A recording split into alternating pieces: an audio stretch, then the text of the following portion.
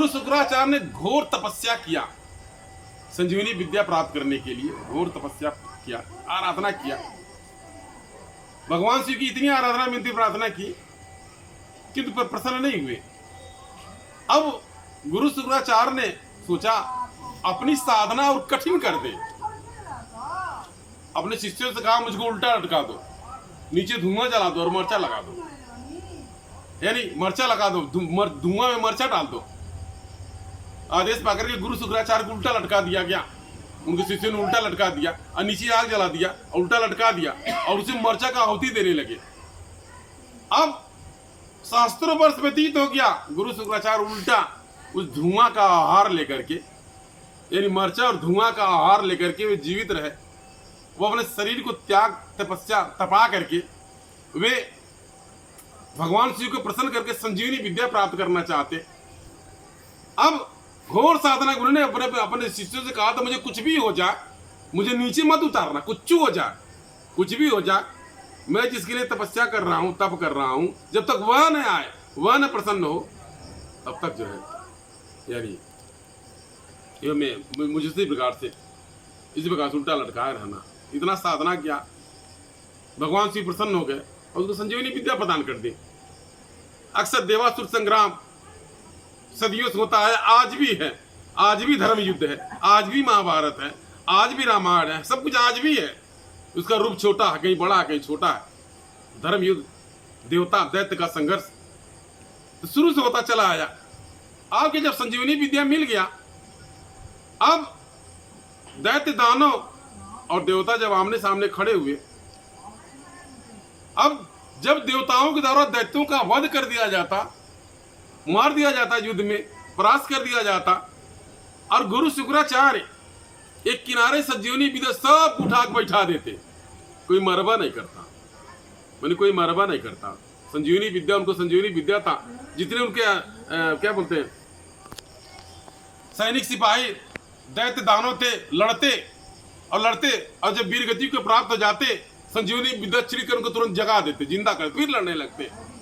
देवतागण परास्त हो गए। अब क्या करें? कहा जाता सद्बुद्धि कुबुद्धि में यह अंतर है, कुबुद्धि कुमति वाला चिल्लाएगा, चौकरेगा, चिल्लाएगा, और सद्बुद्धि वाला धीरे से अपनी बुद्धि का प्रयोग करेगा।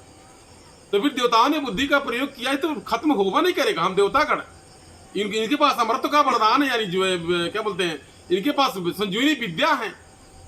अब राक्षस ने मरेंगे, ये युद्ध खत्म होगा। भागे परमपिता ब्रह्मा के पास गए।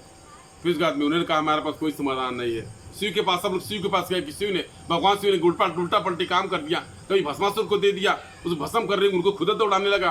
आज क्या नाम है, शुक्राचार्य को उन्होंने आशीर्वाद दे दिया, संजीवनी विद्या दे दिया। आज हम देवताओं पर हमला कर रहा, प्रहार कर रहा। सब शिव जी से खपा हो गए कि नहीं, ठीक नहीं था।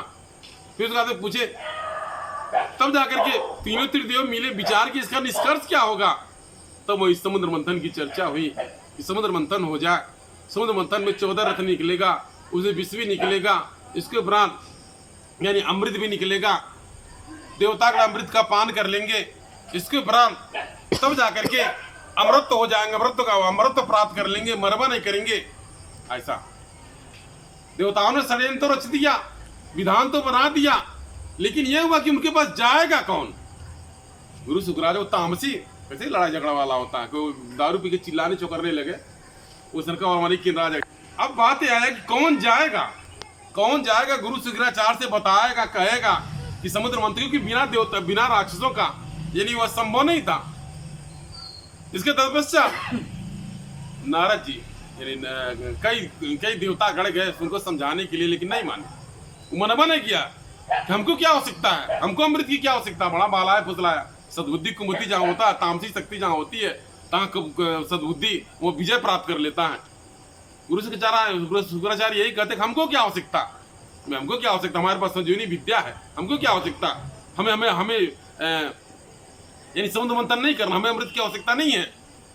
देवतागण हार के निराश के चले गए। नारद जी के पास पहुंच गया, आप ही कुछ कीजिए। जहाँ देवताओं कोई काम बिगड़ता है तो नारद जी उसको संभालते हैं। नारद जी गए, अपना युक्ति लगाए। नारद जी कोई बार जवाब देने लगे कि नहीं, हमको नहीं चाहिए, हमें समुद्र मंथन नहीं करना, हमें आपका परामर्श नहीं मानना।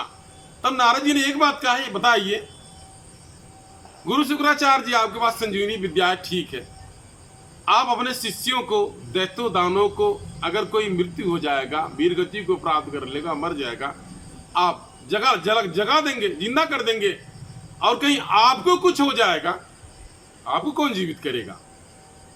यानी कहा जाए कुमति पर सद्बुद्धि हावी हो गया।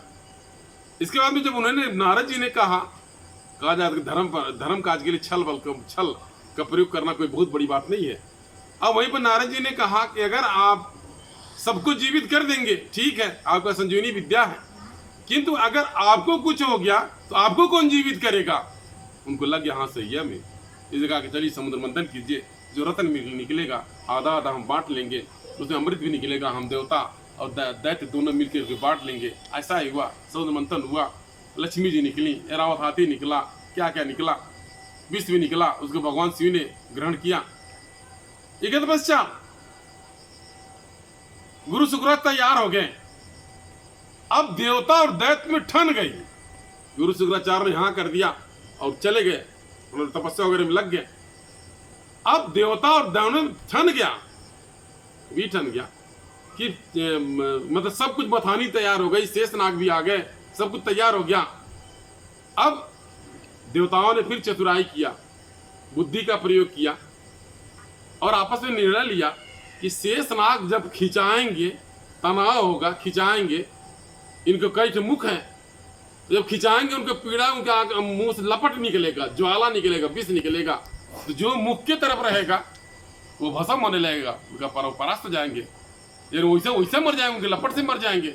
इसलिए हम देवतागण यही कहेंगे कि हम देवता हैं, हम पूंछ की तरफ नहीं जाएंगे। तो देवताओं ने निश्चय किया, नारद जी ने भी निश्चय किया, चलिए ठीक है।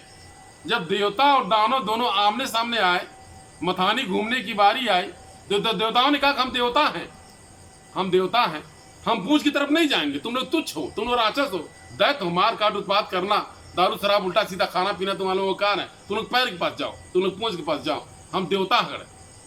इसके बाद में दैत्यों का नहीं, हम विजयी हैं, आप देवतागण हारे हुए हैं, हम विजयी हैं और हमको तुच्छता की तरफ भेज रहे, पैर की तरफ भेज रहे हैं, हम फन की तरफ जाएंगे।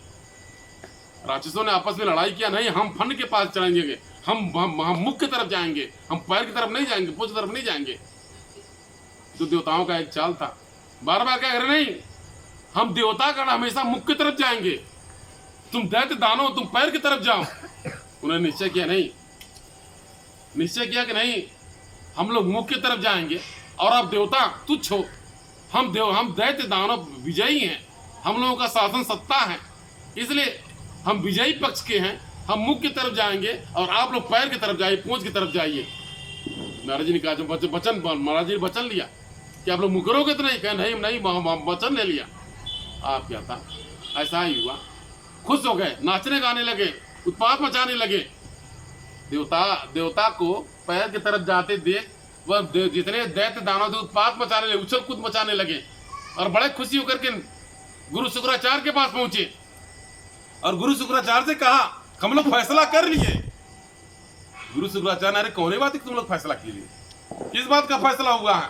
क्या हम लोग फैसला कर लिए, हम लोग मुख की तरफ रहेंगे। देवतागण कह रहे थे कि हम लोग मुख की तरफ रहेंगे, तुम लोग पूंछ की तरफ रहोगे।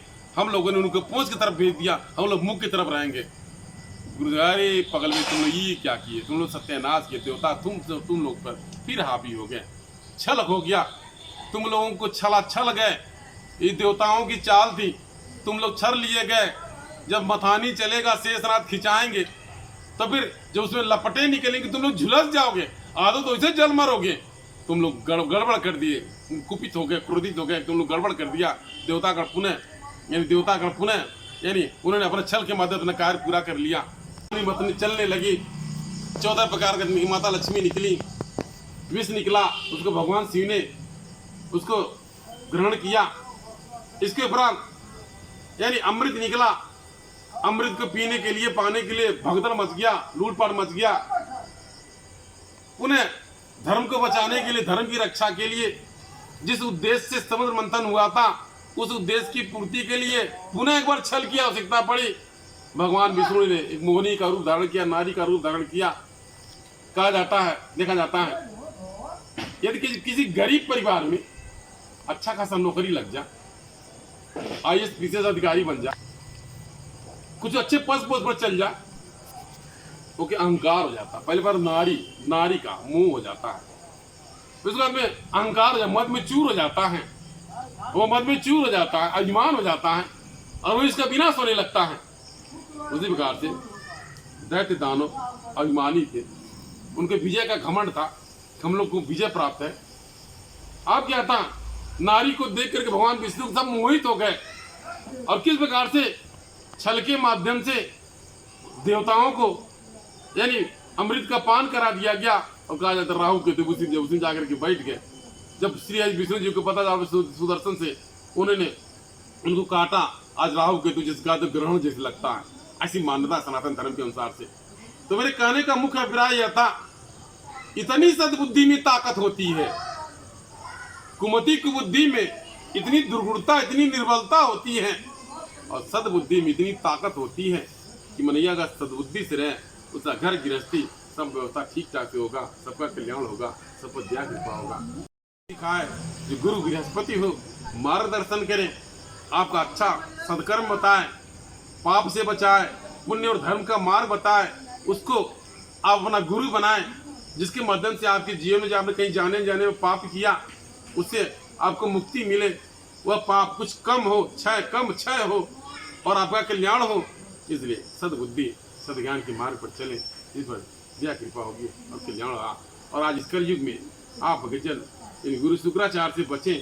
आज घर घर में सबके मन में यानी गुरु शुक्राचार्य का निवास है। यानी गुरु गृहस्थी बहुत कम मिलेंगे, लेकिन शुक्राचार्य ज़्यादा मिलेंगे। घर फोड़ने के लिए या उल्टा सीधा करने के लिए, ये कुमति कुबुद्धि प्रदान करने के लिए, किसी के घर उजाड़ने के लिए, तो ऐसे गुरुओं से सावधान रहे।